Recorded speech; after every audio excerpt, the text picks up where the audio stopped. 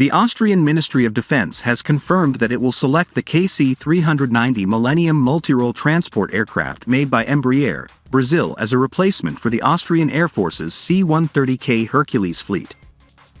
Embraer, in a short release on September 20th, stated that it would support the Ministry of Defense and the Austrian Air Force to fulfill the requested requirements. Austria now joins Brazil, Portugal, Hungary and the Netherlands as current and future operators of the C-390. In 2013, the Austrian Air Force upgraded 3 C-130K tactical transport aircraft with British aerospace and defense company Marshall. The upgraded aircraft is a former Royal Air Force Service, C-130J, acquired in 2002. Kronen Zeitung reported on September 19 that Austria would acquire 4 C-390 aircraft to replace the 3 C-130K.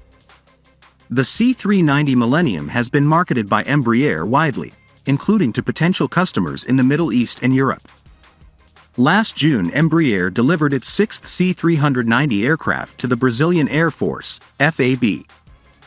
At FAB, the C-390 fleet has achieved full operating capability, FOC. Since entering FAB service in 2019, FAB fleet of C-390 aircraft has accumulated nearly 9,000 flight hours.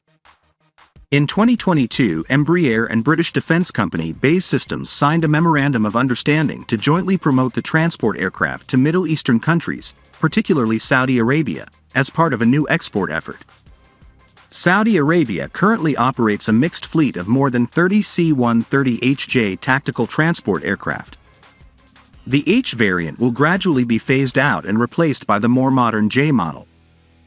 Any offer of C-390 to Riyadh would add to its tactical transport fleet, which would expand as its number of fighters increases.